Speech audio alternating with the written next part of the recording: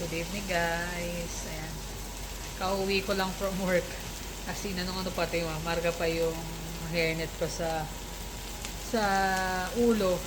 Lang ako, tas luto na. Magluluto lang ako ng munggo. Tapos mag-ano lang ako ng chicken. Magpiprito lang ako ng chicken kapartner nito. Pero ito wala nang meat yung ko, munggo. Pero kanina umaga before ako pumasok, pinalambot ko na siya kaya medyo natuyot na. Kasi ako pag lulutuin ko pa to, tsaka ko palang palalambutin pag uwi.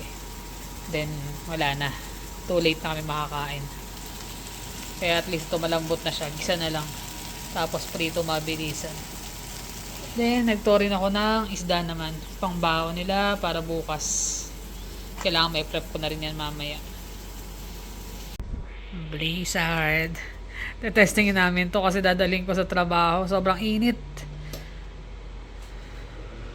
Mas malakas ang hangin yan. On todo yan, kaya ganun. Bitbitin ko sa work. Kasi pakainit. Para kang nasa oven dun eh. Parang wala kang hangin. Ang masama dun, dahil mas mainit yung nasisipsip na hangin. Mainit din yung Mainit din yung buga. Kaya pero hiniram ko yung fan sa office nung chef namin. Nilagyan ko siya ng maliit na container na may yelo. Tsaka ko tinapat dyan. Kaya medyo kahit pa paano presko. Hinahanap. Sabi ko kinuha ko eh. Gamitin ko muna. Sabi niya sige. ganito ka lang rin. Ganyan kalaki. So bibit-bitin ko yung bukas para at least meron ako dun sa Ito nabili ko to, $10. marketplace lang yan, di ba? Mapunasa. Mukhang tagal na hindi nagamit. Alikabok na eh. Yan, sobrang init bukas yung mga bintana namin. Buti nga ngayon medyo presko kasi mahangin. Pero kahapon sakit talaga ng ulo ko. Pero ilan ba? Kaya 26 dito sa loob ng bahay. Pero sa labas is 31. Mga halaman. Yan. Gusto nila yung araw. Dahil nababad din yan eh. Pero kanina nga, nagtapon ako ng 4 na timba dyan. Hoya. Yung hoya ko yan. Mahaba-haba na.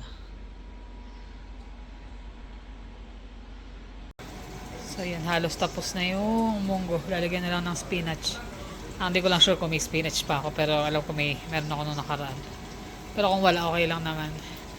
Kasi yung chicken na yan. Usually pag nag-ano ko ng chicken, nagbe-bread ako ng chicken.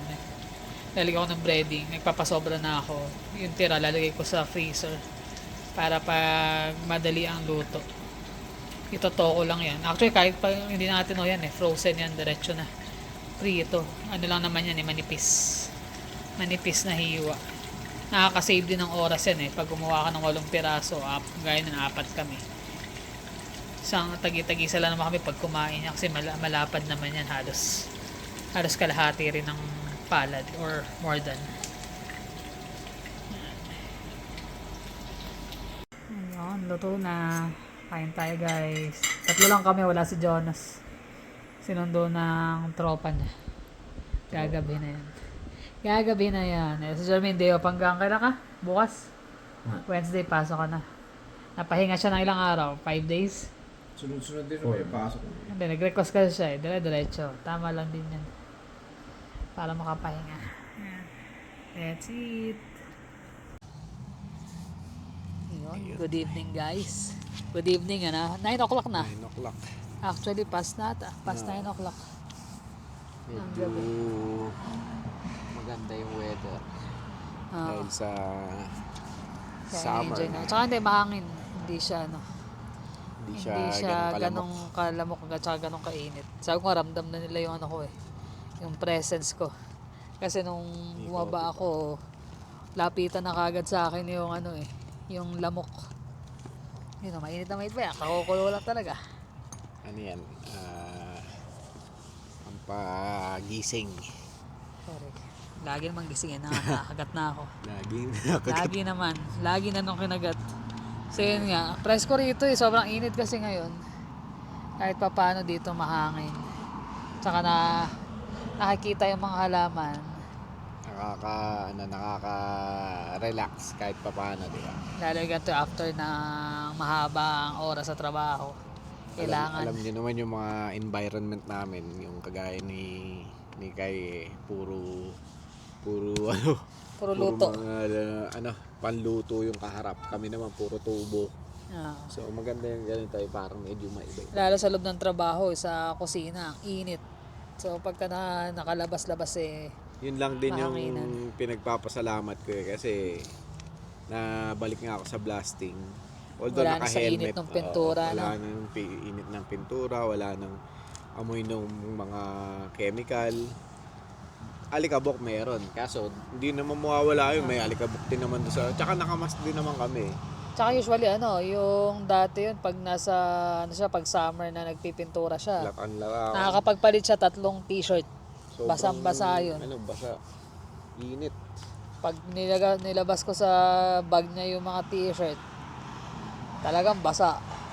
Kaya Kaya madalas na siya nagkakasakit pag nasa Kaya pipintura. naging blessing din yung pagkakalipat ko doon. Although Naibalik siya. tingin nila mahirap yung trabaho, para sa akin wala na yun eh. Madali na kasi ilang taon na rin siya nag-blasting. Hindi, tsaka wala naman na. Walang kumbaga, walang madaling trabaho. Lahat naman niya mahirap eh. Correct. Kaya yung mga pinagpapagura natin is dapat talaga yung pahalagahan natin, yung kinita natin, yung Tsaka enjoyin din kahit pa paano. Diba? Mm. Di po pwedeng wala yung yung quality time, lumabas-labas, bilhin mo yung gusto mo. Sabi nga nila kapag matanda ka na hindi mo na kaya Hindi maglakad-lakad at mamasyal.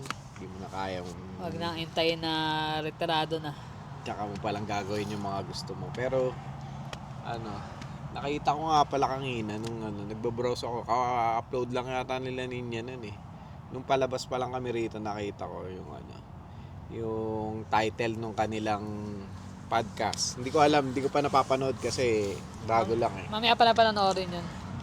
Usually bago kami matulog at saka kami nanonood ng mga vlog nila ganyan. niya. Ang title ano raw ba yung pinagbago nung nalaman niya na Ampon siya. ampun siya. So, medyo Meron ba? meron ba? Meron bang Parang wala naman ako napansin na nagbago. medyo naging Kami nagbago, parang mas naging close. mas naging close sila sa amin. Lalo na nung nalaman niya na ganun. At saka ayun nga, 'di ba nga siya na rin nagsabi na buti na lang din na sa amin siya napunta, no? Yung family namin. Ganun din naman kami. Pero kahit naman siguro hindi siya or iba yung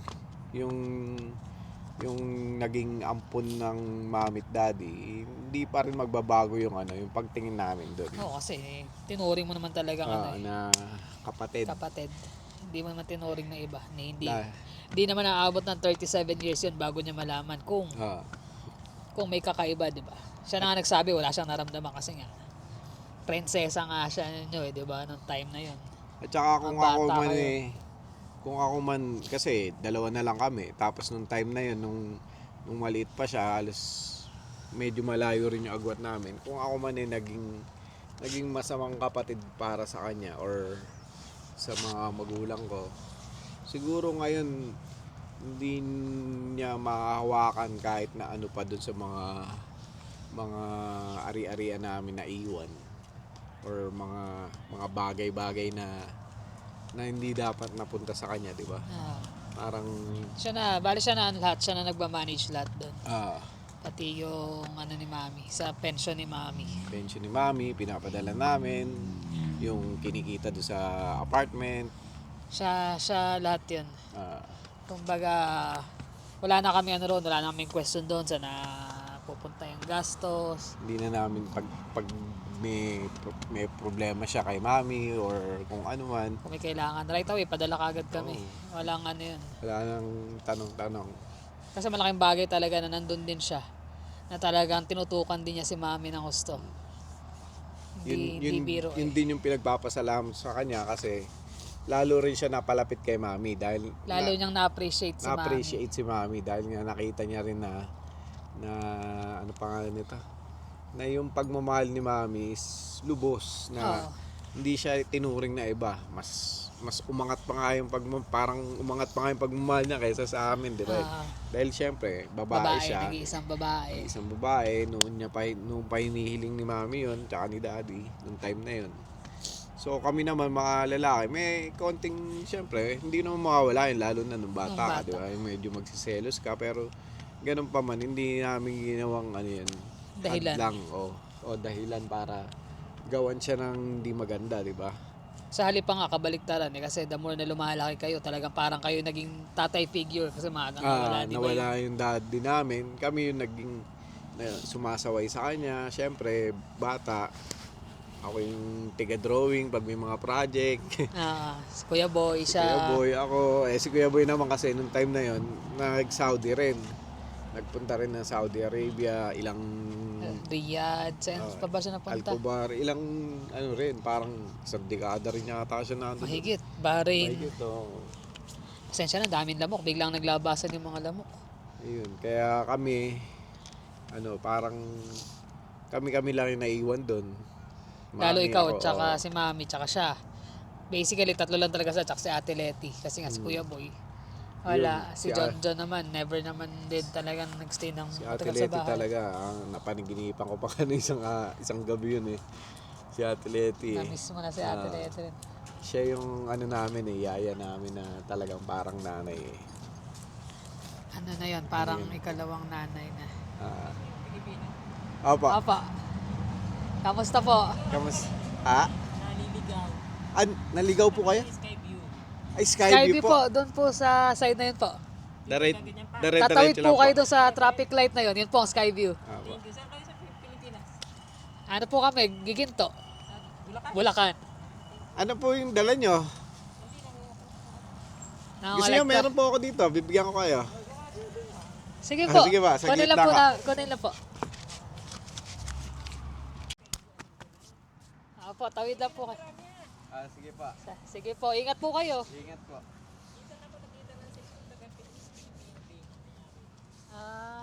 Marami na rin po Pilipino dito.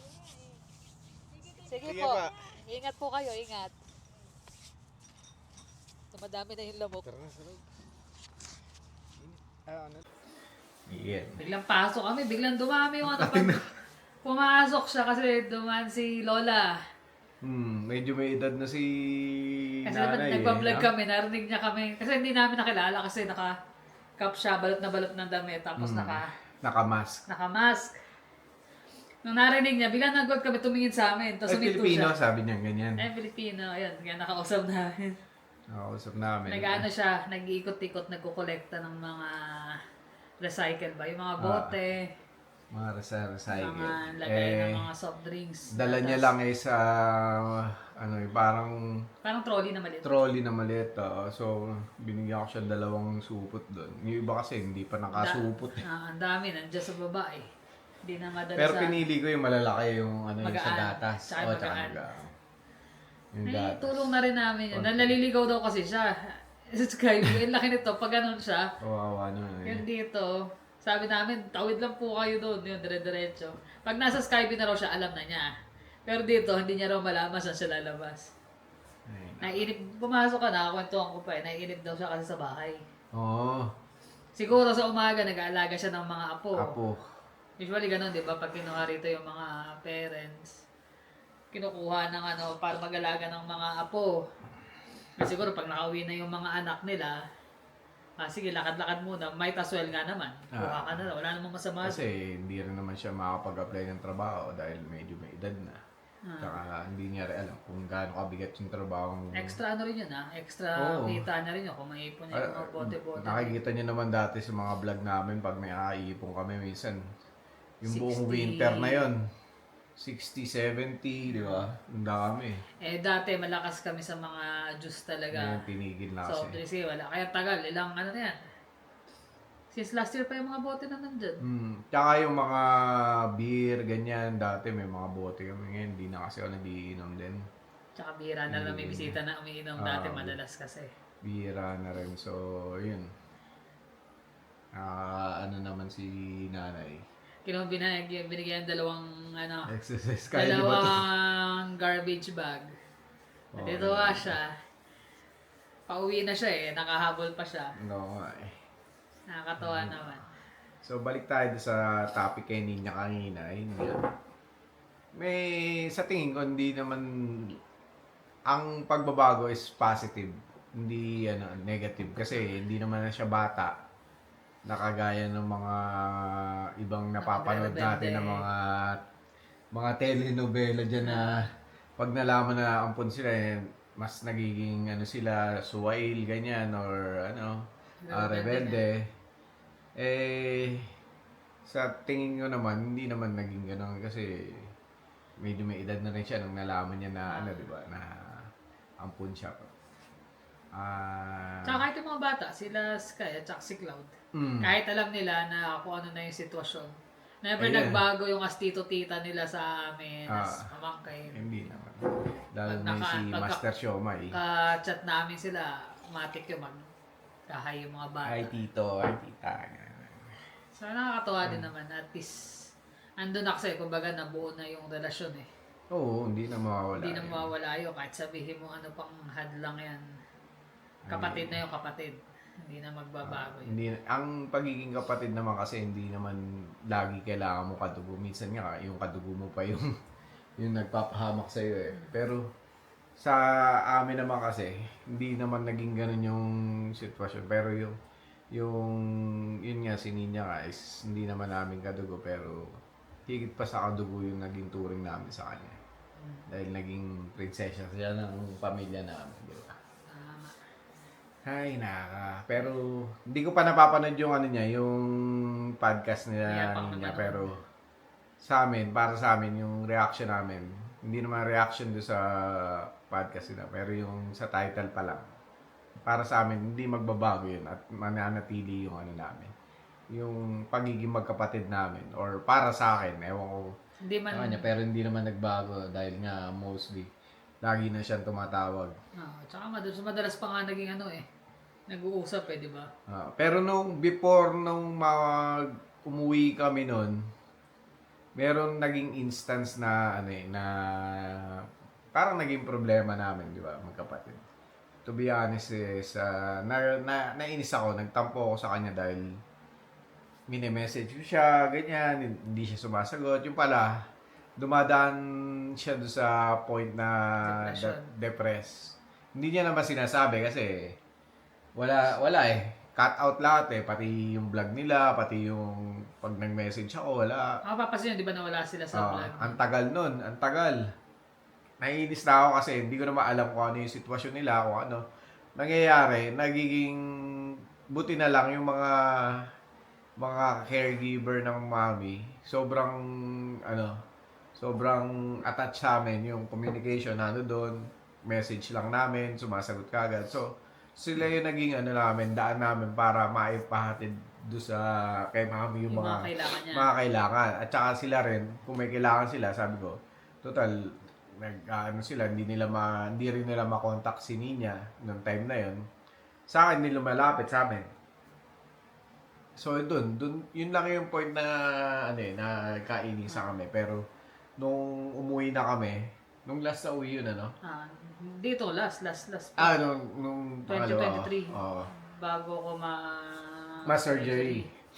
Yun. Doon sila nagkalabasan ng sama ng loob. Sabi nga namin, wala namang ibang dyan. Wala namang ibang tutulong sa'yo. Kasi inisip din niya na baka daw makadagdag pa. Kasi nga, kumbaga dito nga, trabaho. O sabi niya, baka makadagdag pa, might as well, wag nang sabihin. Sabi namin, Mas hindi mahirap pwede. yun. Kasi the more mong kinikimkim kasi, lalong mas mahirap. Yun na nga Pero, alam niyo naman, depression, hindi biro talaga. hindi depression. talaga biro yun. Hindi naman gawa-gawa lang yun na madidepress ka. As in, nagkukulong nga lang. Sabi nga ni Jet sa amin, Kuya, ate, kausapin niyo siya kasi hindi na nga lumalabas ng kwarto, ganyan, hindi na kumakain, hindi na Parang naliligo. wala. As in, kahit yung vlog, Wala talaga. siyang gana mag-vlog. Kaya sabi namin, pagkagarisipin mo na lang yung mga anak mo, yung asawa Sabi mo. ko, mo yung in-strengthen mo yung sarili mo kasi yung pamilya mo nakasalalay di sa'yo. Diba? Hindi na nga niya nakakapagluto ng ulam kung ano-ano Kaya laking bagay din na napalapit sila sa Diyos. Sobrang laking Ang bagay. naging sentro ng buhay nila ngayon is Yung church at Si yung God. So, nagkaroon sila ng mas malalim na pag-unawa sa mga problema sa buhay, ng mga dumarating. Di mawawala yan eh. Lahat naman tayo may dinadalang problema. Ang ano lang, ang pagkakaiba lang natin is paano natin i-approach o Paano mo natin dadalhin ang problema? dadalhin o bibigyan ng solusyon. Yun yung ano yung pagkakaiba ng bawat isa sa atin eh. Kaya ayun, napabuti, napaganda. Ah, At saka nung huling uwi namin, talagang welcome na welcome yung pakiramdam din namin, di ba? kasi mas magaan ba? Mas magaan, Wala oo. nang- Mas magaan. Dahil nga, yun na nga naging open na sa isa't isa. Siyempre, hindi naman maiwasan yung dumadaan yun. Lalo siyempre, magkakalayo rin naman kayo. Ah, Hindi gaya ng magkakasama. Pero ngayon, kumbaga, mas ano na, mas matatag. Kasi nga si God na yung sentro. sentro. So, yun ang importante. Hindi naman. Kaya sakto din nung nalaman niya yun na ano na siya. Ano, buti na nga lang. Nandun na yung focus niya. Magsimba, magano. Na ano na siya, yung kumbaga cleared out na yung ano niya, yung utak niya. Na ano na siya, kumbaga ano na yung acceptance niya kung ano man yung dumating. Ah, Ito nyo mga, ang dami nga nilang problema nga ngayon, parang pag kinausap mo, parang walang problema eh. hindi na niya iniintindi. Hindi na iniintindi eh. Lahat Kasi, ngayon sa kanila, may reason si God bakit ganito, ba't ganyan. So, natutuwa kami na nakikita namin silang gano'n. Na kahit na puro problema dumaraan, baliwala lang kasi nga, nasusolusyonan. Tsaka isip nila kaya yan dahil nga, nandiyan si God sa tabi nila. ako hindi rin naman ako religyoso, pero nung yun nga yung nagkikwentuhan kami, ganyan, nagchat-chat kami. Minsan kagaya nun sa trabaho namin na palipat uli ako. Nung parang hindi naman na-demote kasi wala namang promotion din nang nangyari doon, di ba? Tsaka sahod mo yun, para naman Oh, hindi yung ka sahod naman ko, yung binawasan parang sa- naman, hindi naman binawasan. Ang nangyari lang, yung mga responsibility na ginagawa nung supervisor namin, hindi niya na maiuto sa akin kasi nilipat niya na ako ng ibang posisyon. Which is, hindi ko magets kung kung magpapasalamat ba ako or maiinis Thankful ako. pa rin kasi, kumbaga, nabawasan na yung Oo, responsibilidad. nabawasan yung responsibilidad ko, yung sahod ko, ganun pa rin. Nalayo pa ako doon sa mga, yung chemical. Actually, grumpy nga ako doon pag nakaamoy ko yung mga, doon eh, parang sumasakit yung ulo mo, lalo na pag summer, sobrang init. Kaya nga okay na rin yan. Kahit pa paano, di ba? So talagang pagka pag may ginusto na mangyayari Oo. talaga yun. Nung una, pinipigilan ko pa, kine-question ko pa, bakit ganun? Eh, nagtatrabaho, inaayos ko naman yung trabaho ko, ginagawa ko naman ako, bakit malilipat ako bigla? Yung parang, tinitrain ko yung mga tao na yan, halos lahat ng mga Pilipino, Ikaw ako nagturo. yung nagturo. Tapos ako pa yung nabalik doon sa dati kong trabaho. Minsan, ganun natatanong ko, pero In a way, in a way, pag inisip mo rin, na-lesson ako ng trabaho, hindi ka pa nakakamoy ng nawala ako doon sa exposure sa chemical, Hindi ka pa hindi pa ako mainitan. mainitan, hindi na ako grumpy pag uwi mo. Dati, bagsak ako, pawis na pawis, bagsak, Tulog. tulog ka agad. Sobrang pagod. Ngayon, nakasikaso ko pa yung mga alaga ko. Mga isda. Actually, yung mga alaga ko na yan, 2 years, no? 2 years kong napabayaan yun, ano? Oo. Yung mga Parang pupunta lang doon pakain. pakain lang, alis na. Tapos ang Parang huli ganun. pa si Jermina at si Jonas. Ang magpapala Parang si Jermina. nawalan ako ng gana kasi parang Sobrang pagod. sobrang pagod na wala ng time. So, Ngayon, ano rin? naglilinis pa ako ng ng-aquarium pagdating ko. So, blessing din yun. Talagang pag yun ang mangyayari, yun ang mangyayari. Hindi Kaya ka, nga eh. baga, tanggapin mo Tanggapin ng mo, maluwag sa loob. maluwag. Oo. Hindi mo Kasi dapat lahat confine. may purpose nga, sabi nila. Yan. So, same thing din yun. Nangyari kay Ninya, nangyari sa kanila. Lahat yan may purpose. Kaya, ano man yun, nalaman niya man na siya ay ampon o tinago man namin ng matagal sa kanya, ano yun, may purpose talaga. Na Tsaka bakit naunawaan nag- naman niya. Kaya Tsaka nga- naunawaan niya na maayos. So, Thankful din tayo sa Diyos kasi nga, syempre. perfect timing, kumbaga. Alam niya na ito na yung pagkakataon. Kaya ipagkatiwala lang natin sa kanya lahat. Tama. So yun lang naman guys, naichika lang naman namin sa inyo. Balak sana namin tumambay sa baba. Nilamok nga kami. Nung pag-alis ni Lola, ba, yan na yung mga lamok. Sabi ko, tara na. Sabi niya, tara, nakita tayo. Tayo yung kinagat. Kaya pala punong-puno. Takip na takip si Lola ng ano eh. Ng jacket, long sleeve, ng mask. Pag mahangin kasi, wala masyado. Pero siguro dahil nga yung body heat, mararamdaman ng lamok. O lapitan sila. Tsaka yung damo rin kasi. Di ba kita nyo, no, oras na kayo, mag-alas 10 na. Liwanag pa din. Putol-putol, liwanag. Sige, nood Sa'yo. muna kami. Kaya nga. So, ayun lang guys. Maraming salamat ulit sa inyong panonood. Ingat kayo lagi. See you on the next vlog. Bye.